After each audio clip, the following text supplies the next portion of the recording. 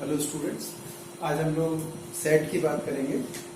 और set theory पढ़ने से पहले हम लोगों को थोड़ा ये देखने की ज़रूरत है कि सेट थ्योरी हम लोग अपनी डेली लाइफ में कहाँ इस्तेमाल करते हैं। जब अगर हम मैथमेटिक्स की बात करें तो मैथमेटिक्स में हम लोग बहुत सारी जगह सेट थ्योरी की बात करते हैं, लेकिन मैथमेटिक्स के अलावा भी हम लोग सेट थ्योरी का इस्तेमाल करते हैं। एक एग्जाम्पल आप देखिए कि जब आप किसी कपड़े की दुकान पे जाते हैं, रेडीमेड कपड़े की दुकान पे जाते हैं, तो आप देखते होंगे कि अगर आपको कोई एक पर्टिकुलर शर्ट लेनी है या टी शर्ट लेनी है तो आप एक सेक्शन में जाते हैं और वहाँ पे लार्ज साइज की जो शर्ट्स हैं वो एक तरफ रखी होती हैं, उसके बाद जो एक्सेल होती हैं वो दूसरी तरफ रखी होती हैं, और जो डबल एक्सेल या ट्रिपल एक्सेल होती हैं वो एक जगह रखी होती हैं। तो आप ऐसा एक्सपेक्ट करते हो, आप ऐसा सोचते हो कि जब हम लोग एल वाले सेक्शन में जाएंगे और कोई भी टी शर्ट को हाथ लगाएंगे तो वो एल साइज की होगी। अगर आप एक्सेल वाले सेक्शन में जा रहे हो और आप वहां पे जाके देखते हो कि कोई भी टी शर्ट को हाथ लगाते हो तो वो आप सोचते हो कि वो एक्सेल साइज की होगी। तो ये जो है वो एक तरीके से सेट का या समुच्चय का उदाहरण है। तो कहने का मतलब है कि अगर कोई वस्तु को, किसी भी वस्तु को उसके किसी एक गुण के आधार पर अगर हम इकट्ठा कर ले तो वो हमारा सबसे साधारण एग्जाम्पल है सेट का या समुच्चय का। इसके अलावा आप और भी बहुत सारी जगह जाते हो। कुछ जगह आप जाते हो जहाँ पे कुछ चीजें जो होती हैं पैसे के हिसाब से व्यवस्थित होती है कि भाई इस सेक्शन में सारी चीजें जो है 99 रुपए की हैं, या इस सेक्शन में सारे रेड कलर रखे हुए हैं, या कुछ कैपेसिटी के तौर पर जैसे मान लीजिए आप एसी लेने जा रहे हो या कूलर लेने जा रहे हो तो वही 100 लीटर जो टंकी वाले जो कूलर हैं वो एक तरफ रखे हुए हैं, 150 या 200 लीटर की टंकी वाले कूलर दूसरी तरफ रखे हुए हैं। तो ये सारे जो हैं उदाहरण हैं सेट के। ठीक है, तो अब हम लोग अपनी मेन बात पे आते हैं कि अगर हम लोगों को सेट के बारे में मैथमेटिक्स के हिसाब से समझना है तो क्या करेंगे, तो उसकी कुछ डेफिनेशन देनी पड़ेगी।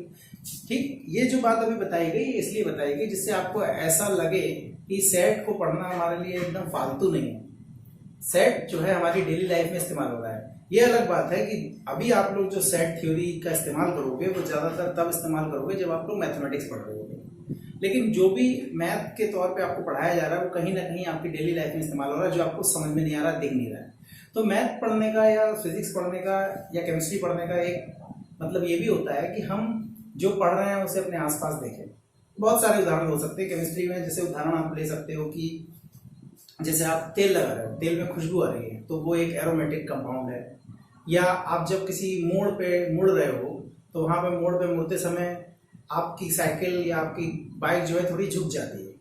तो वो क्यों झुक जाती है, वो उसका जवाब आपको फिजिक्स में मिल गया होगा, या आप लोग मान लीजिए फिजिक्स का वो चैप्टर पूरा कर चुके होंगे तो मिल गया होगा, और नहीं मिला है तो थोड़े दिन बाद मिल जाएगा। तो किसी सब्जेक्ट को पढ़ने का सबसे इम्पोर्टेंट एस्पेक्ट ये भी होता है कि हम उसको अपनी डेली लाइफ में खोजें। ये मैं सिर्फ साइंस के सब्जेक्ट के बारे में ही नहीं बोल रहा हूँ, मेरा मतलब है इन जनरल। जैसे आप समाजशास्त्र पढ़ रहे हो या आप पॉलिटिकल साइंस पढ़ रहे हो, कुछ भी पढ़ रहे हो, तो उसका अगर आप अपनी डेली लाइफ में उस चीज़ को देख पाते हो तो आपको उसको ज़्यादा अच्छे से फील आएगा। ठीक है, तो अभी हम लोग बात करेंगे सेट थ्योरी की। इंग्लिश में इसको हम लोग बोलते हैं सेट्स और हिंदी में बोलते हैं समुच्चय। तो अगर इसकी परिभाषा दी जाए तो अभी आप लोगों ने देखा कि जब एक तरफ सारी एल साइज की शर्ट रखी हुई थी, एक तरफ एक्सेल साइज की शर्ट रखी हुई थी, तो हमारा थोड़ा लाइफ इजी हो जाता था। तो जो समुच्चय की परिभाषा है वो एकदम यही है। क्या है, तो जो इसकी परिभाषा है वो है कि अगर हम किसी भी कोई भी वस्तु है और उसको किसी गुण के आधार पर अगर हम एकत्रित कर पा रहे हैं तो वही सेट कहलाता है। तो हिंदी में इसकी परिभाषा है कि सुपरिभाषित वस्तुओं का संग्रह समुच्चय कहलाता ठीक है, ये इसकी डेफिनेशन है। एक और भी इसकी डेफिनेशन हो सकती है कि अगर हमारे पास कुछ वस्तुएं हैं जिनको हमने एकत्रित कर लिया और उन्हें किसी विशेष गुण के आधार पर अगर हम डिफाइन कर पाए तो वो भी समुच्चय कहलाता है।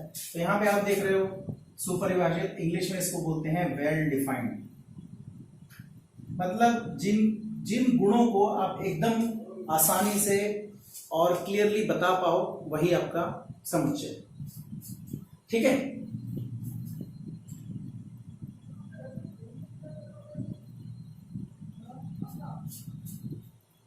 जैसे एग्जाम्पल के तौर पे हम देखेंगे बहुत सारी चीजें। तो ये बहुत इंपॉर्टेंट चीज है कि आप इसमें ये बताओ कि जो उसकी डेफिनेशन है वो क्या है। लाल कलर, एक पर्टिकुलर लंबाई, या और भी, या एक पर्टिकुलर उनका दाम, कुछ भी जो है उनकी परिभाषा के तौर पे लिया जा सकता है। अब हम बात कर सकते हैं कि अगर हमारे पास सेट है तो सेट को हम लोग कैसे दिखाएंगे। तो सेट को नॉर्मली दिखाने का तरीका होता है कि हम इसके सेट को, कोई भी सेट को ए से, बी से, डी से, कैपिटल लेटर से दिखाते हैं। ठीक, ये ऐसा है कि जैसे मेरा नाम है अभिषेक और किसी का कुछ और नाम होगा, तो ये बिल्कुल वैसी बात है। किसी समुच्चय का किसी पर्टिकुलर अल्फाबेट से भी दिखा सकते हैं, लेकिन नॉर्मली हमारा आइडिया ये है कि किसी उसको जो है कैपिटल लेटर से दिखाएंगे। ठीक, तो जब आपने कोई एक सेट बना लिया तो ये किसी वस्तुओं का संग्रह है, तो उसमें कुछ वस्तुएं भी होंगी। तो जो वस्तुएं हैं उनको हम लोग उसका अवयव बोलते हैं, अवयव, या इंग्लिश में हम बोलते हैं एलिमेंट। मतलब कोई एक, हमने बहुत सारी चीजें ली, उनका एक कलेक्शन बनाया और उस कलेक्शन में जो भी इंडिविजुअल चीजें हैं, जो भी चीजें रखी गई हैं, उनको हम लोग उनका अवयव बोलेंगे। तो नॉर्मली जो सेट है, सेट को हम लोग कैपिटल लेटर से दिखाते हैं और जो एलिमेंट्स हैं इनको स्मॉल लेटर से दिखाते हैं। ठीक है, तो अगर मान लीजिए मैं कोई एक सेट लिखता हूं, कुछ इस तरीके से लिखता हूं, ए बी सी डी। मैं मानता हूं कि ये सेट है अभी, लेकिन मैंने इन्हें परिभाषित नहीं किया है, वो मैं धीरे से करूंगा, लेकिन बस मैं आपको एग्जांपल के तौर पर बता दूं। तो आप देख रहे हो जैसे कि ए जो है इसमें है, तो हम इसको लिखते हैं, इसको लिखने का तरीका क्या है, हम लिखते हैं ए ऐसे, इसको बोलते हैं एप्सिलॉन। ये एक स्पेशल सिंबल है जिसको हम लोग इस तरीके से यूज करते हैं। इसका मतलब होता है, हिंदी में मतलब होता है संबंधित है, और इंग्लिश में मतलब होता है बिलोंग टू। मतलब कहने का ये है कि इसको हम ऐसे पढ़ते हैं कि ए संबंधित है कैपिटल ए से, यहां हम इसका मतलब है ए बिलोंग टू ए। मतलब कहने का ये है कि जो स्मॉल ए है वो सेट ए का एक एलिमेंट है। अब मान लो इसमें ए है, बी है, सी है और डी है, मान लो ई नहीं है, तो हम इसको कैसे लिखेंगे, ई, इसका मतलब है डज नॉट बिलोंग टू, या संबंधित नहीं है। ठीक, इसका मतलब है संबंधित नहीं है, और या डज नॉट बिलोंग टू।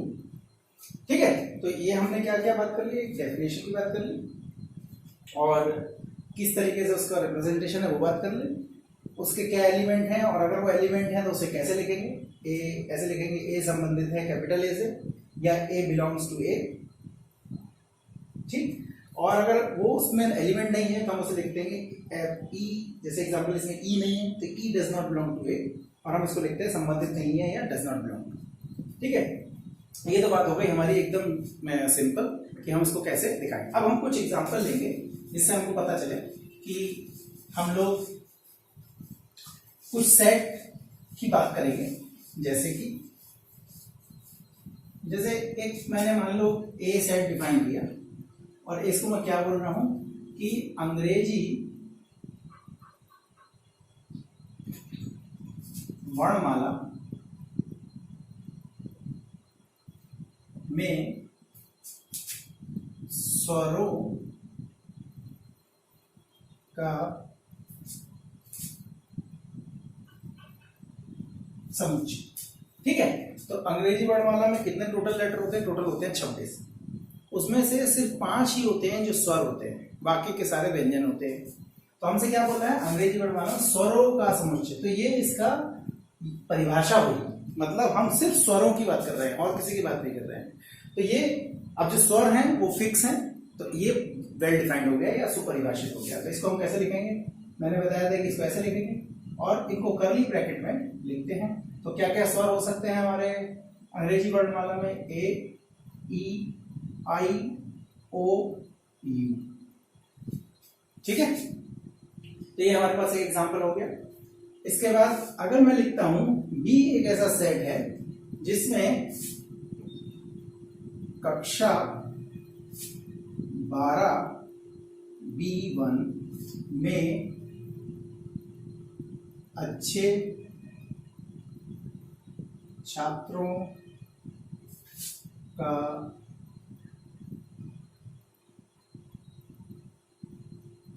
ठीक, तो ये कैसे बनाएंगे? पहली बात तो ये है कि जैसे किसी भी क्लास में अच्छे छात्रों को आप बहुत तरीके से डिफाइन नहीं कर सकते। हो सकता है कि कुछ लोग जो हों पढ़ने में, एक सब्जेक्ट में इंग्लिश में अच्छे हों और दूसरे सब्जेक्ट में अच्छे ना हों। हो सकता है कि कुछ बच्चे अनुशासित हों, आप उन्हें अच्छा बोलते हो, और कुछ लोग जो हैं जो बहुत सारे क्वेश्चन पूछते हैं उनको अनुशासित, उनको अच्छा बोलेंगे। तो ये बहुत क्लियर कट नहीं है कि हम किसको अच्छा बोलें। तो इस केस में क्योंकि ये जो अच्छे हैं, ये जो गुण तो है, लेकिन ये अच्छा गुण क्या, किस चीज को अच्छा बोल रहे हो परिभाषित नहीं है, इसलिए ये जो है एक समुच्चय नहीं होगा। ठीक है, अब अगर आप और बहुत सारे एग्जाम्पल ले लो, जैसे कि भारत में नदियों का समुच्चय, नदियों का संग्रह ले लो अगर, तो वो भी एक तरीके का समुच्चय होगा। इसके अलावा अगर आप ये कहते हो कि किसी कक्षा में, इसी में एग्जाम्पल हम ले लेते हैं, सी एक ऐसा है, कक्षा 12 में 5 फीट से 5 फीट या उससे लंबे छात्रों का संग्रह। तो अब जब आप किसी क्लास में गए और आपने वहां पे लंबाई मेजर करना शुरू करी, तो जो भी छात्र जिनकी लंबाई जो है 5 फीट या 5 फीट से ऊपर आएगी, आप उन्हें अलग कर पाओगे। तो यहाँ पे जो 5 फीट है वो क्लियरली बता रहा है हमको कि हाँ, ये कोई ऐसी परिभाषा है जिसको हम सोच सकते हैं, समझ सकते हैं और उनके बारे में बात कर सकते हैं। अगर कोई पूछेगा कि आपने इन लोगों को क्यों अलग किया है या किस आधार पे अलग किया है, तो हम बोलेंगे कि हमने इनको इनकी लंबाई के आधार पे अलग किया है। तो ये एक तरीके का आपका समुच्चय का उदाहरण है। ठीक है, तो ये कुछ एग्जाम्पल हुए। तो जब भी आप कोई समुच्चय देख रहे होंगे या जब भी आपको कोई स्टेटमेंट दिया हुआ है और बोल रहा है कि आप उसमें बताइए कि वो समुच्चय है या नहीं है, तो आपको ये देखना है कि जो उसमें परिभाषा दी हुई है, जिसके आधार पर उन वस्तुओं का संग्रह किया गया है, क्या वो परिभाषा सही है या नहीं है। तो बस अगर आपको इतना समझ में आ जाता है तो आपको समुच्चय आप डिफाइन कर पाओगे कि वो है या नहीं।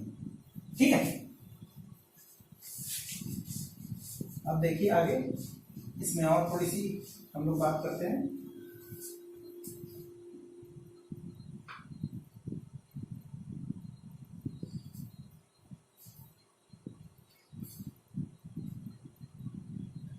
अब देखिए, मैंने आपको अभी थोड़ी देर पहले बोला था कि नॉर्मली हम जो समुच्चय हैं उनको हम लोग कैपिटल ए लेटर से दिखाते हैं, लेकिन कुछ हमारे ऐसे समुच्चय हैं, कुछ ऐसे चीजें हैं जिनका हमें मैथमेटिक्स में इस्तेमाल भी होता है और वो पहले से दिखाना है। जैसे आप देखिए कि कैपिटल एन जो होता है वो क्या है, वो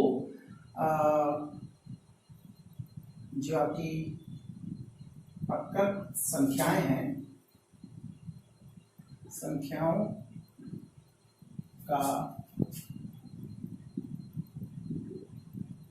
समुच्चय। ठीक है, अब एक चीज समझने की बात है कि जैसे मैंने अभी बताया कि जैसे ए अल्फाबेट लिखा हुआ है, बी अल्फाबेट लिखा हुआ है, उससे हम लोग किसी समुच्चय को परिभाषित करते हैं।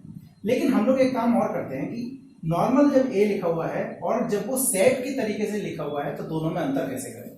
तो बुक वाले कैसे अंतर करते हैं? जैसे इन्होंने लिखा, मान लो हम इसको एन लिख देते हैं और यहाँ पे आपके साथ लिखा हुआ है कि ये प्राकृत संख्याओं का समुच्चय है, तो आपको कोई समस्या नहीं आएगी, समझ में आ जाएगा।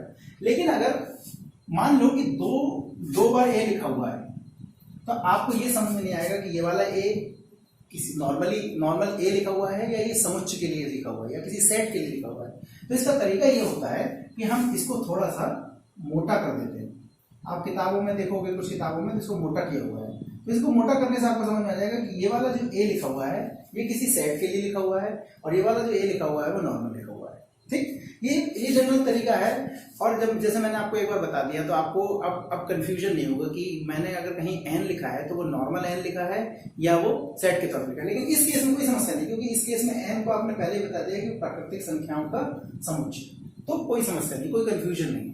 लेकिन अगर ये नहीं होता तो आपको परेशानी होती। तो इस केस में, इस केस से बचने के लिए हम क्या करते हैं, जैसे ये एन लिखा हुआ है तो हम क्या करते हैं, एन को थोड़ा सा बोल्ड कर देते हैं बीच के हिस्से को। तो इससे क्या पता चलेगा, इससे हमको पता चलेगा कि हाँ ये वाला जो एन है अगर ये नहीं भी लिखा हो तो भी आप तुरंत समझ पाओगे कि ये किसी सेट की बात कर रहा है। ठीक, और नॉर्मली कैपिटल एन जब इस तरीके से यूज किया जाता है तो नेचुरल नंबर के लिए यूज किया जाता है। ठीक है, तो हम इसको लिख रहे हैं कि ये क्या है, प्राकृत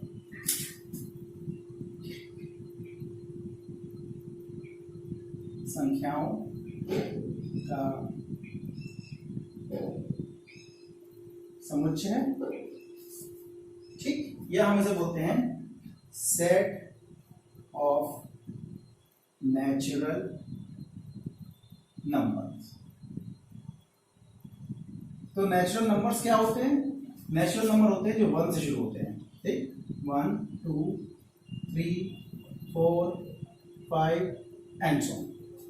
ठीक है, लेकिन अभी इसे नंबर लिख के दिखाना है। अगर आपको इसको सेट की फॉर्म में लिखना है तो आप कैसे लिखोगे, आप एन लिखोगे और इसको थोड़ा सा बोल्ड कर दोगे जैसा मैंने बताया, और बस ब्रैकेट में करली ब्रेसेस होते हैं, करली ब्रैकेट, इसमें आप इनको लिख दो। और यहाँ पे हमेशा याद रखिए कि जब भी आप ऐसे इसको डैश डैश डैश करके लग रहे हैं तो आप हमेशा 3 डैश लगाएं या 3 डॉट लगाएं। ठीक, तो 3 डॉट का मतलब है कि इसी तरीके से वो कंटिन्यू होगा। तो यहाँ पे भी आप 3 डॉट लगा दें। ठीक, अगर आप डैश लगाना चाह रहे हैं तो भी 3 लगाएं। कुछ किताबों में आपने ऐसा देखा होगा कि आप 3 से ज्यादा डैश लगा दिए, वहां पे कुछ टीचर्स को भी देखा होगा। लेकिन अगर आप स्टैंडर्ड मैथमेटिक्स के हिसाब से जाएंगे तो आप जान लीजिए कि 3 डैश लगाने से वो समझ में आएगा कि आगे जाके उसके डैश नहीं लगाने हैं। तो एक एग्जाम्पल ये हो गया। इसके बाद हमारे पास दूसरा सेट होता है जिसको हम लोग बोलते हैं W, और इसको भी थोड़ा सा बोल्ड कर देते हैं हम लोग। ठीक, और ये हैं हमारे पास पूर्ण संख्याएं जो हैं, सभी पूर्ण संख्याओं का समुच्चय, और इसको हम बोलते हैं सेट ऑफ होल नंबर। ठीक, और होल नंबर क्या होते हैं, उसमें हमारा बस 0 जुड़ा होता है। जो नेचुरल नंबर है वो 1 से शुरू होते हैं और जो होल नंबर है वो 0 से शुरू होते हैं। तो अगर हमें सेट ऑफ होल नंबर लिखना है तो मैं कैसे लिखूंगा, मैं यहाँ पे W लिखूंगा और मैं थोड़ा सा W को कर दूंगा और इसमें 0 को ऐड कर दूंगा। तो ये मेरा हो गया सेट ऑफ होल नंबर।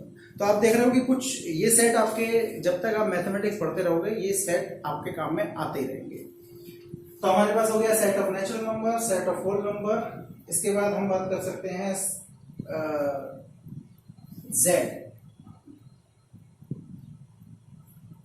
यहां पे जो जितनी भी पूर्णांक संख्याएं हैं उन संख्याओं का समुच्चय को हम बोल सकते हैं, और इसको बोलते हैं सेट ऑफ इंटीजर्स। ठीक, इंटीजर्स में क्या होते हैं, अभी तक देखिए जब नेचुरल नंबर आपने सुना था तो 1 से 1 2 3 4 5 सुना था, और जब आपने होल नंबर सुना तो वो 0 1 2 3 5 सुना। अभी आपने इसमें सिर्फ पॉजिटिव संख्याएं गिनी है, अभी आपने नेगेटिव संख्याएं नहीं गिनी। तो अगर इसी में अगर आप पॉजिटिव और नेगेटिव दोनों संख्याओं को ऐड कर लीजिए तो वो हो जाएंगे आपके नेचुरल इंटीजर्स। और नॉर्मली जो इंटीजर्स हैं उसको Z से दिखाते हैं। जैसे मैंने बताया था कि आपको इसको थोड़ा बोल्ड कर लेते हैं, तो ये क्या हो जाएगा 0 plus minus 1 plus minus 2 plus minus 3 dash dash dash. ठीक है, अब 0 में प्लस माइनस इसलिए लिखा क्योंकि 0 के प्लस माइनस होने का कोई मतलब नहीं है। 0 में प्लस माइनस नहीं लिखते, नॉर्मली 0 को प्लस ही कंसीडर करते हैं। ठीक है, ये हो गया हमारे पास सभी पूर्णांक संख्याओं का समुच्चय। अब इसी में दो सेट और बना सकते हैं। कैसे बना सकते हैं? अगर मैं इसे z प्लस लिखूं तो क्या हो जाएगा? सभी धनात्मक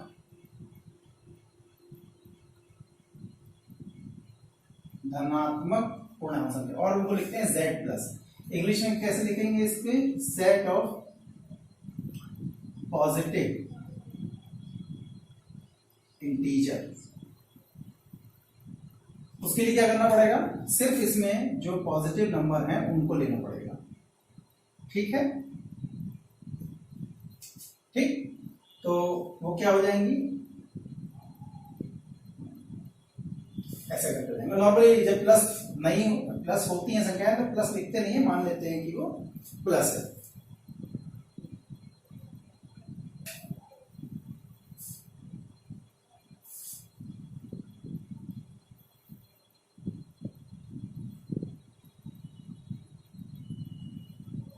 ठीक है, इसी तरीके से हम लोग इसमें 0 नहीं आएगा। हालांकि 0 को भी हम लोग पॉजिटिव इंटीजर ही मानते हैं, तो कोई बहुत समस्या नहीं है इससे। अब इसी तरीके से हम लोग बात कर सकते हैं नेगेटिव इंटीजर्स जो है हमारे ऋणात्मक पूर्णांक संख्याओं का समुच्चय। तो यहाँ पे हो जाएगा नेगेटिव, और यहाँ पे अब हम सारे अब 0 नहीं लेंगे। ठीक है, नेगेटिव, ये भी नेगेटिव, ये भी नेगेटिव, ये भी नेगेटिव, ये भी नेगेटिव, और यहाँ पे 0 को हटा दिया जाए और जो नेगेटिव संख्याएं हैं उनको ले लिया जाए और इसको दिखाते हैं z माइनस से। तो ये हो गया हमारे पास ऋणात्मक पूर्ण संख्याओं का समुच्चय। इसके बाद हमारे पास आता है परिमेय संख्याओं का समुच्चय। तो परिमेय संख्याओं का जो समुच्चय है उसको हम लोग नॉर्मली q दिखाते हैं और इसको बोल्ड कर देते हैं थोड़ा इस तरीके से, जिससे कि थोड़ा मोटा दिखाई दे। ठीक, सभी परिमेय संख्याओं का समुच्चय, परिमेय संख्याओं का समुच्चय सेट ऑफ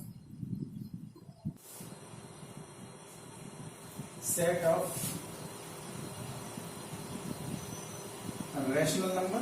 रैशनल नंबर की खास बात ये होती है कि रैशनल नंबर परिमेय संख्याएं वो होती हैं जिनको p अपॉन q की फॉर्म में लिखा जा सकता है। इसमें दो कंडीशन है। पहली बात है कि q जो है वो 0 के बराबर नहीं हो सकता। दूसरी बात यह है कि q और p दोनों इंटीजर होने चाहिए। मतलब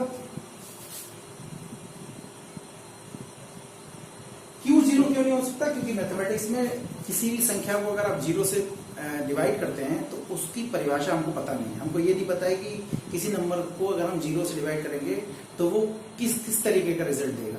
उसको हम लोग ऐसे बोल देते हैं कि वो परिभाषित नहीं है। एग्जाम्पल के तौर पे आप सोच सकते हो कि जैसे अगर आपको बोला जा रहा है कि 1/2 करना है, तो 1/2 का वैल्यू तो 0.5 होता है, सबको पता है, लेकिन उसका अगर हम मीनिंग समझने की कोशिश करें तो मीनिंग का मतलब ये होता है कि मान लीजिए आपके पास कोई एक चीज थी, कोई भी चीज थी, रोटी थी, रस्सी थी, लकड़ी थी, आप उसके 2 इक्वल पार्ट करें और 1/2 का मतलब है कि उनमें से कोई एक इक्वल पार्ट आप ले लें। इसी तरीके से अगर आपसे बोला जा रहा है 3/4 करो, 3/4 करने का मतलब हुआ कि कोई चीज आप लीजिए, उसके 4 इक्वल पार्ट कीजिए और फिर 4 इक्वल पार्ट में से 3 पार्ट को आप ले लीजिए। ये मतलब होता है 3/4 का। अब जैसे आपको यही चीज कोई बोले कि 1/0 करो, तो अगर आप सेम लॉजिक जो आपने अभी बात किया कि भाई 1/2 का मतलब है कोई चीज लो, उसके 2 इक्वल पार्ट करो और 2 इक्वल पार्ट करने के बाद कोई एक पार्ट आप ले लो। जब 0 के साथ आप ऐसा करने जाओगे, 1/0 करोगे, तो आपको ये करना पड़ेगा कि कोई चीज लेनी पड़ेगी और उसके 0 साइज के पार्ट करने पड़ेंगे। प्रॉब्लम ये है कि 0 साइज का पार्ट क्या होता है वो हमको नहीं पता, इसीलिए हम बोलते हैं कि किसी चीज का 0 से डिवीजन परिभाषित नहीं है। ठीक है, तो ये पास हो गया हमारे पास सेट ऑफ रैशनल नंबर, इनको कैपिटल क्यू से दिखाते हैं, और ये वो संख्याएं होती हैं जिन्हें पी अपॉन क्यू की फॉर्म में रखा जा सकता है, और इनमें दो कंडीशन है कि नीचे वाला जो चीज है वो जीरो नहीं होनी चाहिए, और पी और क्यू जो है दोनों इंटीजर्स होने चाहिए। ठीक, अब इंटीजर्स में इसमें पॉजिटिव नेगेटिव दोनों कुछ भी हो सकते हैं।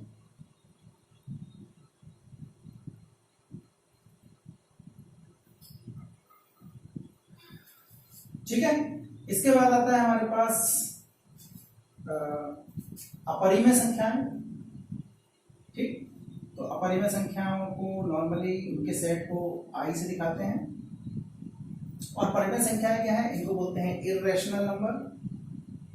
इर्रेशनल नंबर, जो संख्याएं परिमेय नहीं हैं उनको हम लोग बोलते हैं अपरिमेय संख्या। जैसे हम लोगों को, आपको याद होगा कि हमें प्रूव करना होता था कि प्रूव करो कि √3 एक परिमेय संख्या है या नहीं है, इस तरीके के क्वेश्चन जो हमारे पास पहले आते थे, पहले हम लोगों ने 6, 7, 8 में किए होंगे। तो उस तरीके की बात है, जो संख्या पी अपॉन क्यू की फॉर्म में नहीं लिखी जा सकती उनको हम लोग बोलते हैं अपरिमेय संख्या। ठीक, तो यानी कि अगर मैं बोल रहा हूं कि आई कोई एक परिमेय संख्या है, तो ये जो है ये कैपिटल क्यू में नहीं हो सकती। मतलब कैपिटल क्यू में वो संख्याएं थी जिन्हें पी अपॉन क्यू में रख रहे थे, तो अगर वो पी अपॉन क्यू में नहीं है, पी अपॉन क्यू की फॉर्म में नहीं है, या मैं बोल दूं कि परिमेय संख्याओं के समुच्चय में नहीं है, तो जो भी बचा वो हमारे पास अपरिमेय हो गया। ठीक है, अब देखिए, आपने नोटिस किया कि जब हमने शुरू किया था नेचुरल नंबर से, प्राकृतिक संख्याओं से, नेचुरल नंबर के बाद जब आप आगे आए तो आपने होल नंबर लिया, तो आपने नोटिस किया कि होल नंबर में जीरो हमने ऐड कर दिया, तो यानी कि होल नंबर में नेचुरल नंबर एडेड है। उसके बाद आपने कहा देखा कि हमने इंटीजर ले लिया, तो इंटीजर में जीरो भी था, 1 2 3 4 5 भी था, और उसके अलावा उसके नेगेटिव साइड भी थे, यानी कि इंटीजर्स में आपके होल नंबर भी आ रहे हैं और नेचुरल नंबर भी आ रहे हैं। ठीक, अब तो परिमेय संख्या अपरिमेय संख्या के बाद आते हैं वास्तविक संख्याएं। ठीक, तो इनको बोलते हैं set of real number, set of real number, और हिंदी में बोलते हैं वास्तविक संख्याओं का समुच्चय।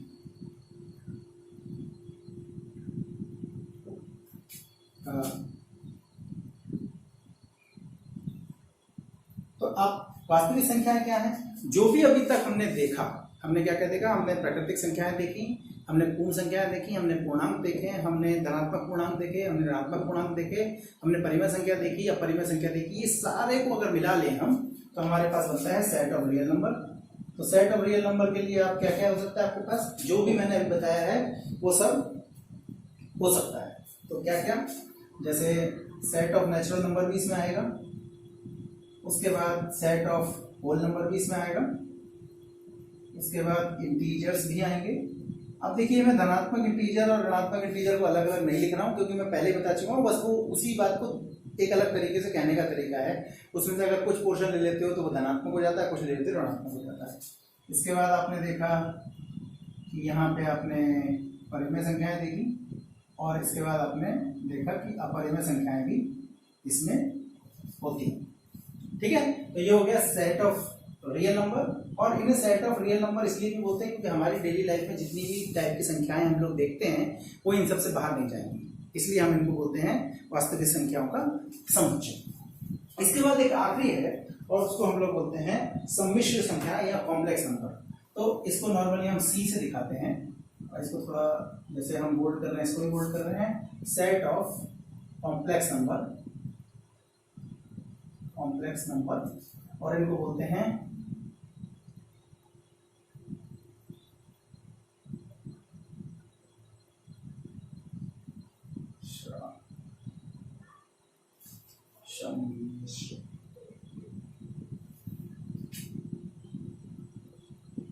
सम्मिश्र संख्याओं का समुच्चय। अच्छा, सम्मिश्र संख्याएं क्या होती हैं? एक ऐसी संख्या जिसे a प्लस आई बी की फॉर्म में लिखा जा सके। आई क्या है यहाँ पे?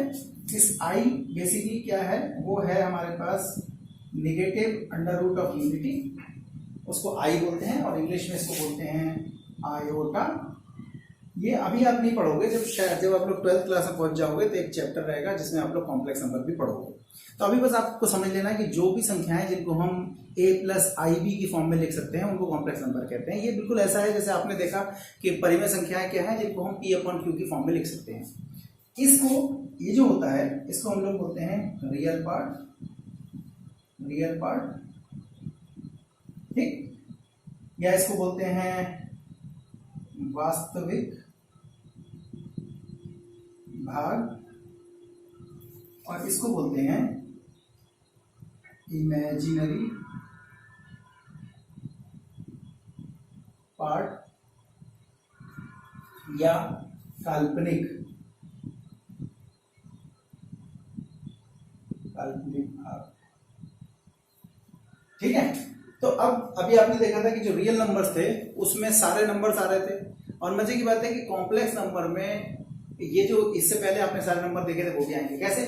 शर्त यह है कि अगर किसी संख्या को आप a प्लस आई बी की फॉर्म में लिख पाओगे तो वो आपका रियल नंबर कहलाएगा, वो आपका कॉम्प्लेक्स नंबर कहलाएगा। अब जैसे 2 है तो 2 ऐसे आप देखोगे तो आपको लगेगा ये तो इंटीजर है, लेकिन आप देखो कि किसी भी नंबर को आप हमेशा इस तरीके से लिख सकते हो 2 प्लस आई इंटू 0।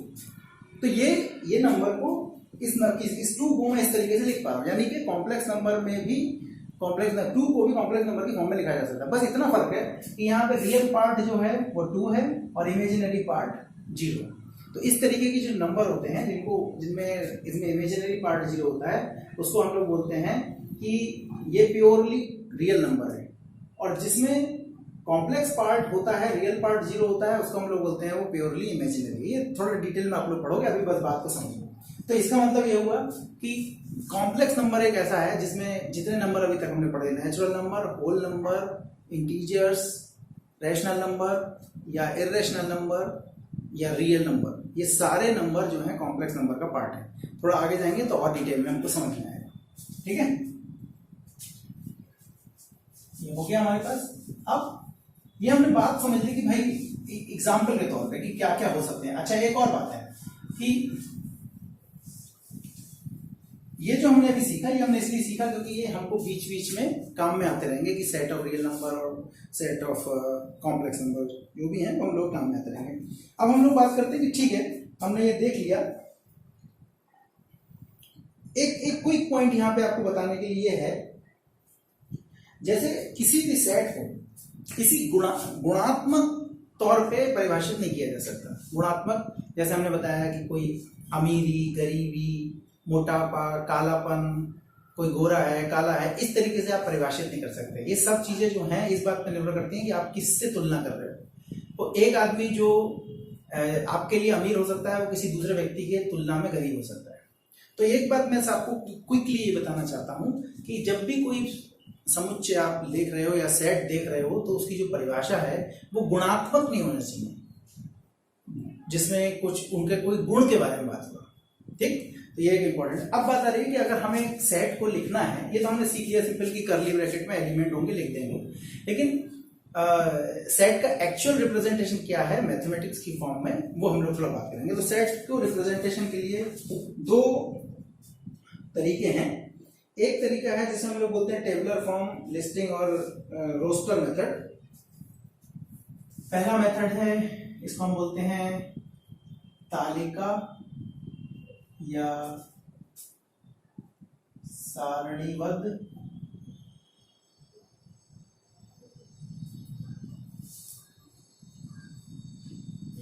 अथवा सूची विधि या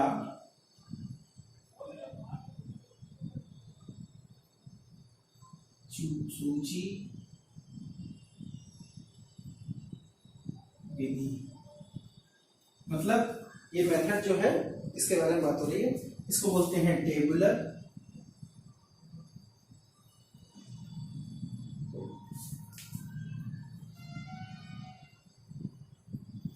या लिस्टिंग मेथड या रोस्टर मेथड, ठीक है। तो अगर हमें टेबुलर मेथड या लिस्टिंग मेथड या फिर रोस्टर मेथड में हमें करना होगा तो हम कैसे करेंगे?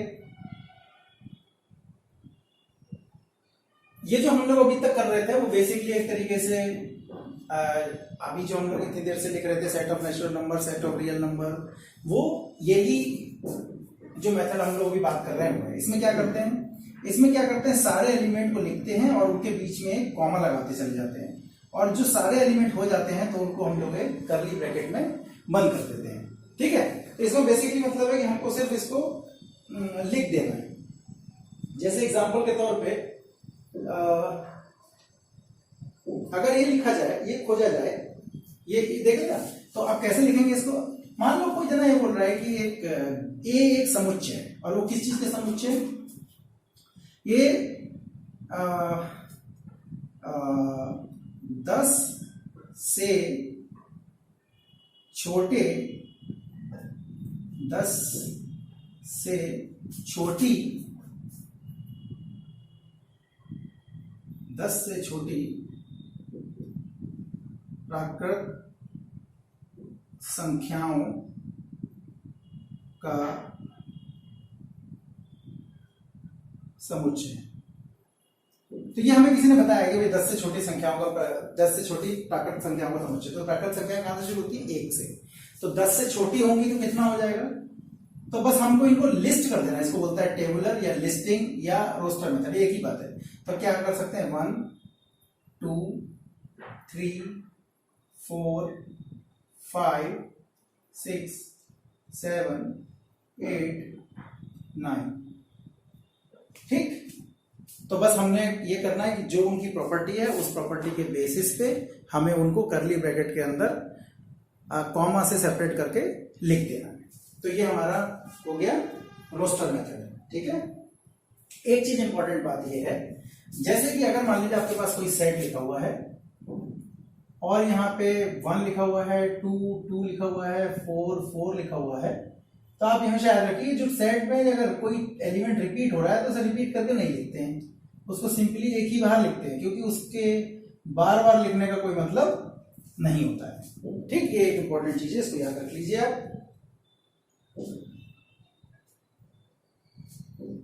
एक इसी में हमने और एग्जांपल देखा था, ये जैसे एग्जांपल लिख दिया 10 से छोटी प्राकृत संख्याओं का समुच्चय। ये थोड़ी देर पहले जब हमने पूरी सेट थ्योरी की बात शुरू की थी तो हमने एक बात लिखी थी, क्या लिखी थी कि वो ये लिखी थी कि अंग्रेजी वर्णमाला में स्वरों का समुच्चय। तो आपको याद होगा कि हमने इसको सिंपली लिख दिया। कैसे लिख दिया? हमने लिखा जो थे AEIOU लिख दिया और उसको कॉमा से हम लोगों ने सेपरेट कर दिया। तो ये भी वही मेथड है जो जिसकी हम बात कर रहे हैं, तालिका विधि, सारणीबद्ध विधि या फिर रोस्टर मेथड। इसके बाद एक दूसरा जो इसका मेथड है जिसको हम लोग बोलते हैं सेट बिल्डर फॉर्म, गुण विधि या समुच्चय निर्माण की विधि। ठीक है, इसको हम लोग बोलते हैं, इसको बोलते हैं 2 नंबर है ये, इसको बोलते हैं गुण विधि या समुच्चय की विधि। इसका मतलब है प्रॉपर्टी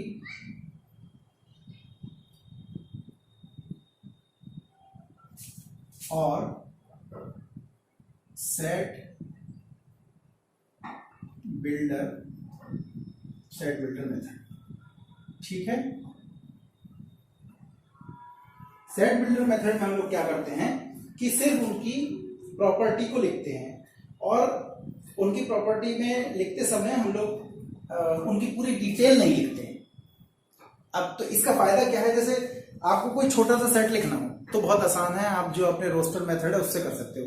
लेकिन अगर मान लो आपको एक सेट है जिसमें बहुत सारी चीज, बहुत सारे नंबर हैं, उनको आपको लिखना है और खोज खोज के लिखना है, तो उस केस में ये वाला मेथड थोड़ा सा आसान हो जाता है। इसमें क्या करते हैं कि उसकी प्रॉपर्टी को हम लोग एक एक वर्टिकल लाइन से या कोलन से सेपरेट करते हैं और उसके बाद जो उसकी प्रॉपर्टी होती है उसको लिख देते हैं। जैसे एग्जांपल के तौर पे आप इसको देखिए, ये हमारे पास क्या है, सेट ऑफ नेचुरल नंबर, हमें पहले से पता है।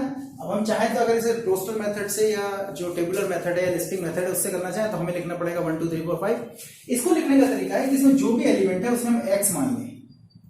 हम ये कह रहे हैं कि n नेचुरल नंबर का जो सेट है उसमें एक एलिमेंट है x और इसको पढ़ते हैं सच दैट। क्या पढ़ते हैं? सच दैट या इस प्रकार। अच्छा, कभी कभी ये कोलन न लगा के वर्टिकल लाइन लगा देते हैं। ठीक, मैं अभी पहले कोलन लगा रहा हूं, उसके बाद वर्टिकल लाइन लगा रहा हूं कि x सच दैट x, इसको पढ़ते हैं x सच दैट x एक प्राकृत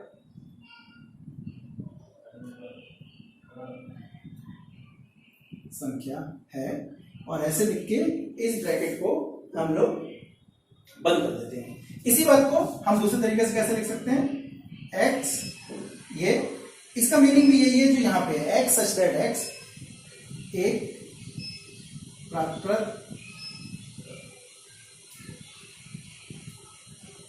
संख्या है। कहने का मतलब यह है कि हम यहां पे इसके बारे में बात कर रहे हैं और वो बोल रहे हैं कि वो इस प्रकार है, ये जो प्रॉपर्टी आगे लिखी हुई है कि x सच दैट x इस प्रकार है कि x एक प्राकृतिक संख्या है। ठीक, तो ये दो तरीके हुए हमारे पास लिखने के। इसके हम लोग कुछ और एग्जांपल भी देख सकते हैं, जिसको जैसे एग्जांपल के तौर पे इसी मेथड में मान लो हमारे पास एक कोई सेट दिया हुआ है, हमको एक कोई एस सेट दिया हुआ है और उसमें क्या क्या दिया हुआ है, 1 4 9 25 और 60 सॉरी 9 9 60 25 और डैश डैश डैश। तो आपने यहाँ पे एक चीज नोटिस की कि ये 1 का स्क्वायर है, 4 जो है 2 का स्क्वायर है और 9 जो है 3 का स्क्वायर है, 4 का स्क्वायर 5 का स्क्वायर। और ये जो 1 2 3 4 जिनकी मैं बात कर रहा हूँ ये क्या है? ये है हमारे पास नेचुरल नंबर। तो अगर ये किस फॉर्म में लिखा हुआ है? ये लिखा हुआ है टेबुलर फॉर्म में, टेबुलर फॉर्म है, या आप कह सकते हो कि रोस्टर फॉर्म है या लिस्टिंग फॉर्म है। ठीक, जो मैंने अभी इससे पहले आपको बताई थी। लेकिन अगर मुझे इसे इस फॉर्म में लिखना है तो मैं कैसे लिखूंगा? मैंने क्या बताया कि सबसे पहले कर्ली ब्रैकेट लगाया और x लिखा और x के बाद या तो कोलन लगाया, इसको बोलते हैं कोलन, ठीक, या फिर एक डंडा लगा दिया। ठीक, तो अब देख रहे हो आपकी ये इसकी प्रॉपर्टी क्या है? इसकी प्रॉपर्टी है कि ये जो भी यहाँ एलिमेंट लिखे हुए हैं ये प्राकृतिक संख्याओं के वर्ग हैं। तो x such that x is x such that x इस प्रकार है, इसको बोलते हैं x इस प्रकार है कि x एक प्राकृत संख्या का वर्ग है। ठीक है, एकदम सिंपल है। मैं एक बार फिर से बता देता हूं कि टेबुलर फॉर्म में हम क्या करते हैं, जस्ट उसको लिस्ट कर देते हैं। इसको नाम से भी पता चल जाएगा, टेबुलर फॉर्म, लिस्टिंग फॉर्म या रोस्टर फॉर्म। इसका मतलब यह है कि जो भी दिया है उसको बस कर्ली ब्रैकेट के अंदर पूरा लिख दो। सेट बिल्डर फॉर्म या प्रॉपर्टी जो मेथड है उसमें क्या करते हैं, हम उसकी प्रॉपर्टी लिखते हैं। जैसे आपने यहाँ पे देखा कि ये हमने इस पूरी कहानी को ना लिख के लिख दिया कि x इस प्रकार है कि x एक प्राकृतिक संख्या का वर्ग है। तो बस आप प्राकृतिक संख्याएं लेते जाओ और उसको वर्क करते जाओ। अच्छा, एक बात और जान लीजिए कि कभी हम सेट को इस तरीके से लिखेंगे और कभी इस तरीके से लिखेंगे। ऐसा नहीं है कि एक मेथड दूसरे मेथड से बेहतर है, ऐसा कोई बात नहीं है। ये बस हमारे कभी कभी हमारे मूड पे निर्भर करता है और कभी कभी हमें सामने वाले को जो दिखाना है उस पर निर्भर करता है। अगर हम उसको डायरेक्टली दिखाना चाहते हैं तब तो कोई फर्क नहीं पड़ता, हम ऐसे लिख देते हैं। लेकिन अगर मैं उसके गुण के बारे में ज्यादा ध्यान देना चाहता हूं तो मैं उसको ऐसे लिखता। ठीक है, तो ये हमारे पास हो गया कि हम लोग किस तरीके से सेट को लिखेंगे। ठीक, अब हम लोग कुछ एग्जांपल देखेंगे जिसमें हम लोग देखेंगे कि कौन कौन से केसेस में सेट हमें मिल रहा है, नहीं मिल रहा है। रोस्टर मेथड से, लिस्टिंग मेथड से हम लोग प्रॉपर्टी मेथड में जाएंगे, प्रॉपर्टी मेथड से लिस्टिंग मेथड में जाएंगे। कुछ एग्जांपल करके देखते हैं जिससे हम लोगों को थोड़ा सेट का आइडिया और क्लियर हो जाए।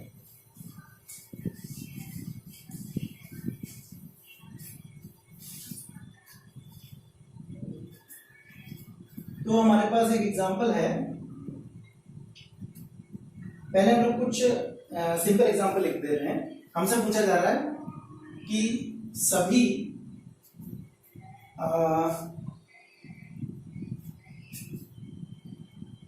प्राकृत सम संख्याओं का समुच्चय लिखना है। तो प्राकृतिक संख्याएं, सम संख्याएं क्या, पहले तो देख ले प्राकृतिक संख्याएं क्या होती है। प्राकृतिक संख्याएं होती हैं जैसे 1 2 3 4 5 6 7 8 9 10। और सम संख्याएं क्या होती हैं? सम संख्याएं वो होती हैं जो 2 से विभाजित हो जाती हैं। तो अगर मैं इसको ई लिखता हूं, और कारण है इसको ई लिखने का क्योंकि ई फॉर इवन, तो ये कैसे लिखूंगा? अब कितनी, मेरे सबसे पहले सम संख्या क्या होगी? ध्यान रखो कि प्राकृतिक संख्याओं में 0 नहीं आता है, इसलिए हम यहाँ पे 0 नहीं ले रहे हैं। तो तीसरी क्या होगी? 6, फिर क्या होगी? 8, और उसके बाद 10, और उसके बाद ये चलती चली जाएगी। ठीक है,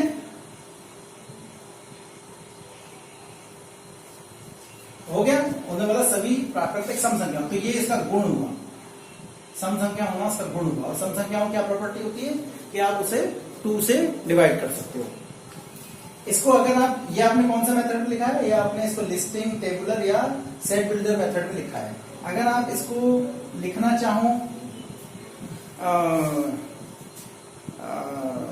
प्रॉपर्टी मेथड, तो कैसे लिखोगे? फिर सबसे पहले एक्स लिखेंगे, या तो कोलन लगाएंगे या वर्टिकल लाइन लगाएंगे। ध्यान रखो, या तो आपको ये लगाना है या फिर ये लगाना है। ठीक, तो इससे पहले वाले में मैंने कोलन लगाया था, आपकी बार मैं ये लगा रहा हूं जिससे कि आपको समझ में आए कि हम दोनों लगा सकते हैं। x such that x इस प्रकार है कि x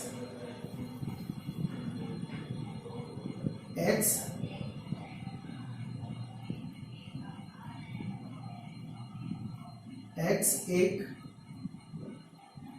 प्राकृत संख्या है,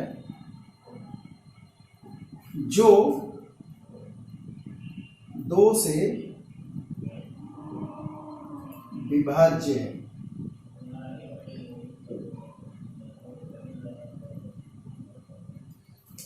ठीक है, तो देखो दोनों बात हुई। x ये प्राकृतिक संख्या है, तो ये वो भी प्राकृतिक संख्या, भाई सम संख्या है तो वो भी तो प्राकृतिक संख्या ही है, बस अलग बात है कि वो 2 से विभाज्य वाली की बात कर रहे हैं हम लोग। तो x एक प्राकृतिक संख्या है, और उसकी खास बात क्या है कि वो 2 से विभाज्य है। जो 2 से विभाज्य होगी तो वो ऑब्वियसली सम हो जाएगी, है ना, इवन नंबर हो जाएगा।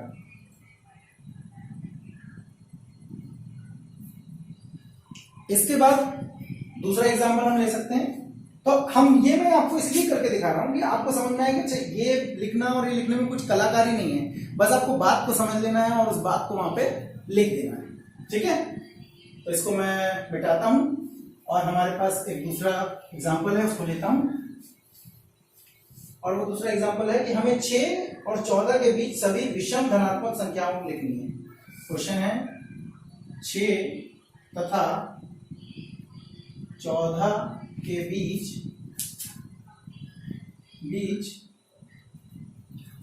सभी धनात्मक विषम संख्याओं का समुच्चय लिखना है।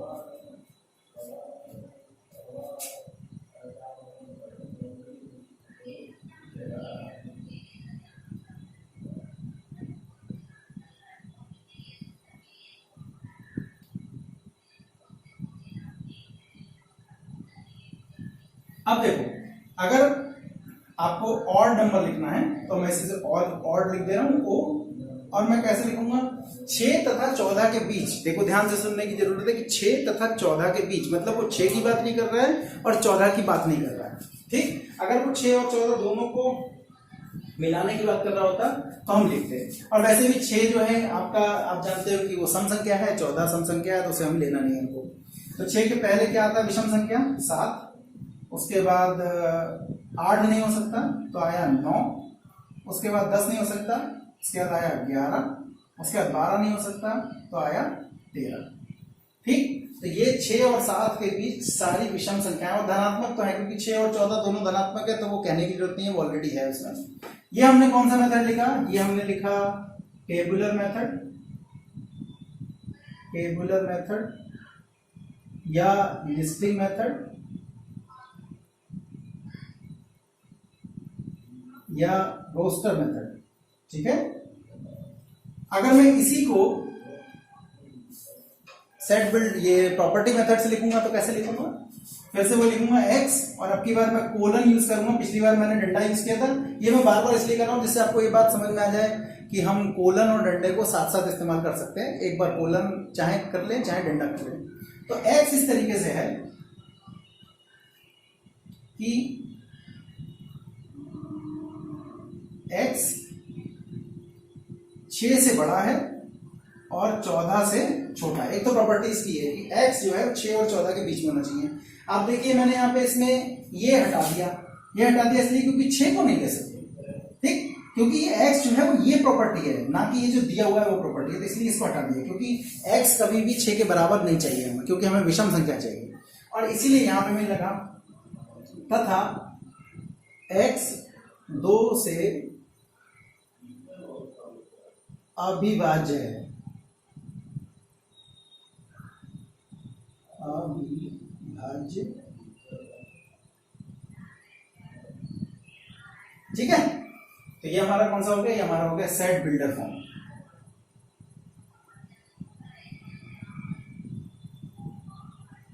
या property method of writing set, set को लिखने का गुण विधि। ठीक है,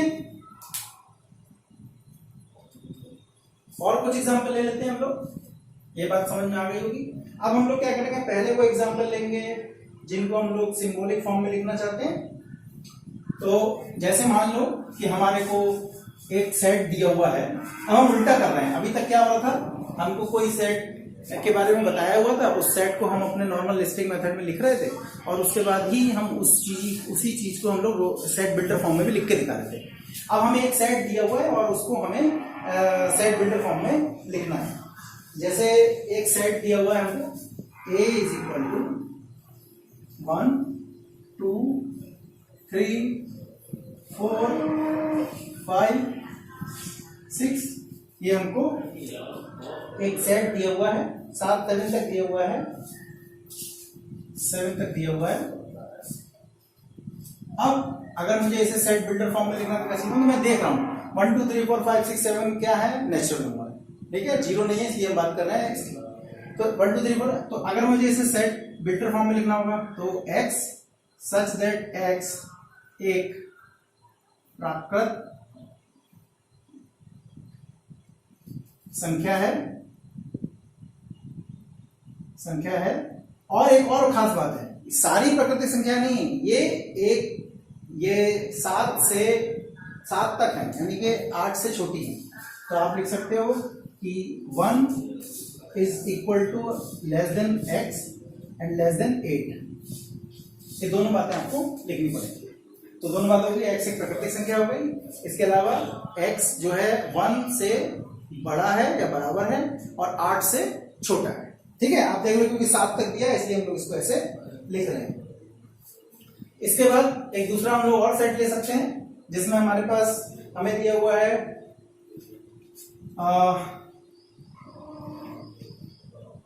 1 3 5 7, और आप देख रहे हो कि इस सेट को देखते ही आपको ये समझ में आ जाएगा कि ये क्या चीज है। तो कैसे लिखोगे? एक तो दिख रहा है, ये देखो ये प्राकृतिक संख्या है, ये सारी प्राकृतिक संख्याएं हैं। और आप लिख सकते हो, ये इसी बात को थोड़ा और अच्छे से लिख सकते हो, x एक प्राकृत विषम संख्या है।